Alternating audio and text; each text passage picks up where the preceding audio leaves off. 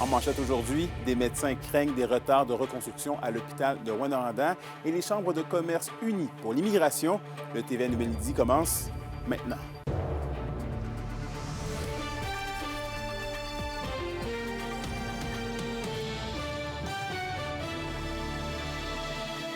Bonjour tout le monde, ici Anthony Dallaire et bienvenue au TVA Midi.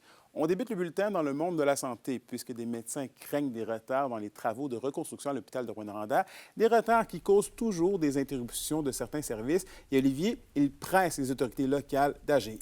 Oui, absolument, Anthony. C'est dans une lettre parue dans Le Devoir hier que plusieurs docteurs sonnent l'alarme. Près d'un mois après l'incendie au 2e étage, on s'inquiète pour certains services comme la néonatologie. Ce sont actuellement plus d'une trentaine de femmes qui doivent actuellement accoucher à plus de 100 km d'ici, sans oublier les nombreuses opérations qui ne peuvent être effectuées depuis un peu plus d'un mois, ce qui force l'annulation ou encore de transfert de patients devant subir une chirurgie et ils craignent des répercussions si la situation ne change pas. J'ai questionné le député de Rouyn-Noranda-Témiscamingue, Daniel Bernard, en lien avec les situations. Je vous laisse l'entendre. Hier, justement, j'ai eu une rencontre avec Mme Roy pour avoir l'état d'avancement du dossier, parce qu'il y a encore des études faites par la compagnie d'assurance d'un côté qui doivent être terminées avant d'entreprendre certains travaux. Et comme Mme Roy m'a rassuré, entre autres, que d'ici quelques semaines, au niveau des opérations, ce ne serait pas les chirurgies, peut-être pas revenues à totalité, mais plusieurs vont pouvoir être réinstaurées. Bon, on vient de l'entendre, il y en aura encore pour quelques semaines, mais sait-on combien de temps exactement? Eh bien, pour l'instant, non. Le député n'est pas en mesure de dire pour combien de semaines exactement. Par contre, il assure qu'actuellement, les travaux de démolition sont terminés au 2e étage et que les travaux de reconstruction vont déjà pouvoir commencer prochainement. Pour le député, il est important que la population fasse preuve de patience malgré tout. C'est un désagrément pour tout le monde, on le comprend, mais dans le contexte actuel, il faut un peu une collaboration de tout le monde. Et je reviens encore aussi, c'est que le CIS a mis vraiment un bulletin qui est pratiquement journalier pour l'état d'avancement, pour expliquer aux gens où en est la situation. C'est là que j'invite les gens à aller sur le CIS pour en savoir le plus possible. Et d'ailleurs, Anthony, j'ai tenté de rejoindre le CISAT pour une entrevue. Je suis en attente d'une réponse. Je vous reviens avec plus de détails au TVA 18h. Parfait, merci Olivier. Je vous en prie. La question du jour TVA, une présentation de Mobilier Bélan qui vous offre depuis plus de 50 ans un service de qualité et un grand choix de matelas mobilier électro au prix compétitif que vous recherchez. D'ailleurs, à la question du jour, on vous demande, êtes-vous préoccupé par de possibles retards dans la reconstruction du 2e étage de l'hôpital de Rouyn-Noranda? Pour voter et commenter, rendez-vous au TVA.ca. Parlons économie et immigration maintenant. Les chambres de commerce de la région ont déposé un mémoire conjoint dans le cadre des consultations sur la planification de l'immigration au Québec. Ces dernières soulignent son rôle essentiel dans le développement de l'Abitibi-Témiscamingue. La région souhaite être partie prenante des décisions gouvernementales et demande à ce que ces réalités soient reconnues, notamment la pénurie de main-d'œuvre et le déclin démographique. La Chambre demande une approche mieux adaptée pour soutenir l'intégration et répondre aux besoins du territoire. Et en politique municipale maintenant, Philippe Marquis portera les couleurs du nouveau parti Virage à Rouyn-Noranda. Il tentera de briguer le poste de conseiller municipal du district Marie-Victorin du Sourire, qui habite là depuis 18 ans et qu'il représentait au conseil municipal de 2009 à 2017. Militant assumé depuis de nombreuses années, Philippe Marquis compte mettre au cœur de ses engagements, les valeurs, oui, environnementales, l'accès au logement et le contact direct avec les citoyens et les citoyennes. M. Marquis est la deuxième candidature annoncée par le parti après celle de Joanie Duval annoncée le 6 août dernier. Et toujours à Rouyn-Noranda, le Centre d'action bénévole annonce un projet de transport collectif ainsi qu'un espace de socialisation pour les personnes aînées. Un reportage d'Olivier Morin. Les citoyens de la majorité des secteurs de Rouyn-Noranda auront bientôt accès à un service de navette pour se rendre au centre-ville grâce au projet pilote Mobi Réseau. Ça va être un autobus de transport adapté qui va se rendre dans les quartiers ruraux. Donc, il va y avoir 2 emplacements pour les fauteuils roulants. Donc, les personnes à mobilité réduite vont pouvoir embarquer, mais il y a aussi 12 places de personnes qui vont pouvoir rejoindre ce service-là. C'est à la suite d'un partenariat avec la Ville de Rouyn-Noranda ainsi que l'organisme sans but lucratif Transport Adapté. En plus de compter sur un important partenaire au niveau du financement. C'est principalement Emploi Développement Social Canada qui finance ce projet pilote-là, ce qui fait en sorte qu'on a reçu l'approbation de financement en décembre 2024. Bien que le Centre d'action bénévole espère être en mesure de desservir tous les quartiers, certains seront regroupés le temps d'être en mesure d'opérer sur tout le territoire. Par exemple, dans le cas de Montbéliard, on va possiblement inclure Anfield et Relais. Dans le cas de Baudry et Cloutier, qu'on va pouvoir... Baudry et Clérici, pardon, qu'on va pouvoir mettre ensemble, et Cloutier, Destar et Montbrun qu'on va pouvoir regrouper ensemble. L'organisme met également sur pied le projet Le Salon qui permettra à des personnes aînées vivant seules de briser l'isolement. Il s'agit d'un moyen de permettre à ces personnes de sociabiliser entre elles. Ce qu'on se rend compte, malheureusement, c'est qu'il y a beaucoup d'isolement, principalement auprès des aînés. Donc, ce qu'on a voulu faire, c'est un endroit rassembleur, un endroit convivial, chaleureux, où ce que, principalement, les aînés vont pouvoir venir ici, pouvoir prendre un café. On a l'espace café, justement, qui est là, qui vont pouvoir relaxer, qui vont pouvoir tisser des liens ensemble. En plus d'offrir également certaines activités. On veut informer aussi sur des sujets d'actualité. Donc, par exemple, qu'est-ce qui se passe avec la question du logement et tout. On va voir des organismes qui vont venir présenter des kiosques ici, dans le salon. Les 2 services mis en place par le Centre d'action bénévole seront mis en marche dans 2 semaines, soit dès mardi, le 2 septembre prochain. Olivier Morin, RNC Nouvelles, Rouyn-Noranda.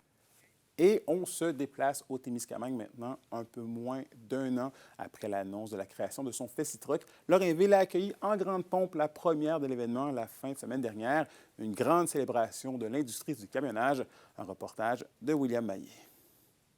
La première édition du Festi-Truck signifiait le retour d'un événement de camionnage estival au Témiscamingue. Un événement qui est plus centré sur la population, un événement qui est rassembleur, puis on retourne aux sources, ni plus ni moins. C'est très le fun pour l'industrie du camionnage, mais aussi toute la Témiscamingue, parce qu'on savait que le rodéo, le western, la foire gourmande, tout ensemble, ça amène beaucoup de monde, c'est bon pour l'économie, c'est bon pour le tourisme. Tout s'est enchaîné très vite pour organiser le festival. C'est à peine en septembre dernier, lors d'une assemblée sur le destin du défunt Rodéo du Camion, que la municipalité de Lorrainville annonçait à la surprise générale sa volonté d'accueillir son propre événement. C'était un peu épeurant au début quand on a levé la main et dit oui, on va faire quelque chose. On regardait le calendrier, il reste 8 mois, 9 mois.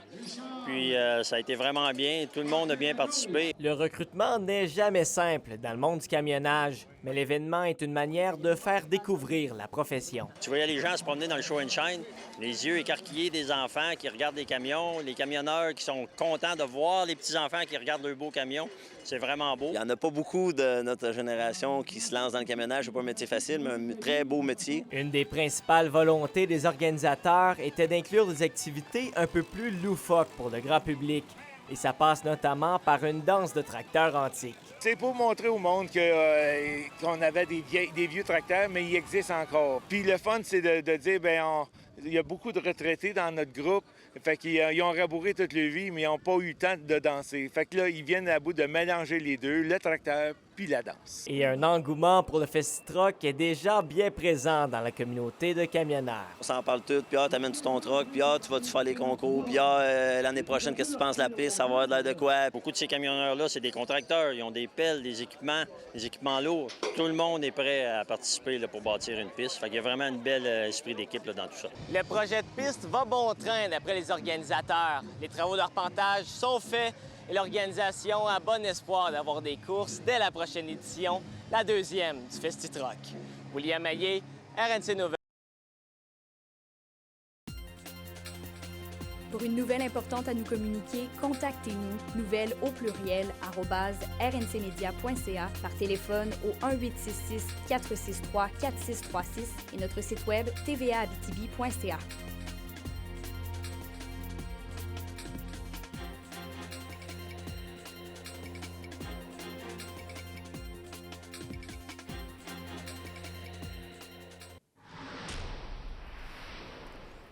Et au culturel, une nouvelle et imposante statue de bronze de 20 pieds de haut fera son apparition à Rouyn-Noranda. C'est l'œuvre de Karine Berthiaume, une artiste de la région, qui sera inaugurée ce samedi On vous en parlait la semaine dernière de cette statue qui sera installée à même le lac Ossisco et qui se greffera à la plateforme installée devant l'esplanade. C'est donc à 16h ce samedi qu'une cérémonie sera organisée pour présenter l'œuvre de Karine Berthiaume.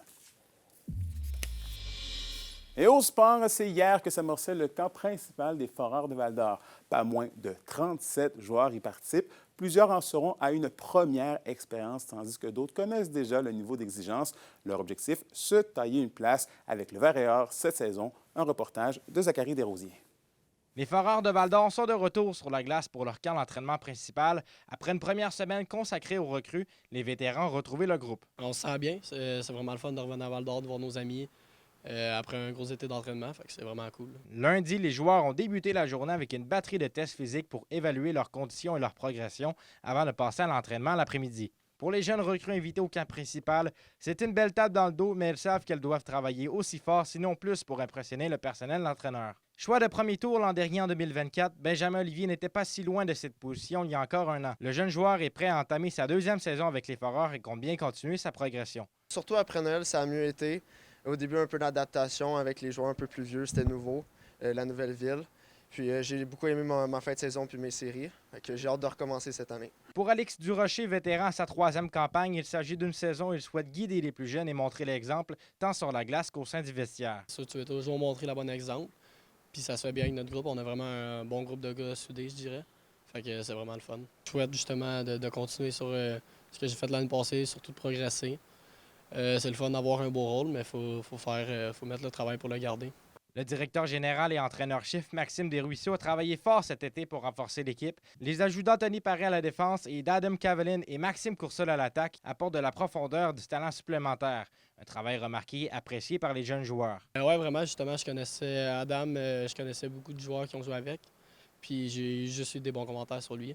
Puis la même chose pour Maxime, fait que c'est vraiment le fun. Après les tests et entraînements aujourd'hui, les Foreurs de Val-d'Or prendront la route de Rouyn-Noranda demain pour y affronter les Huskies.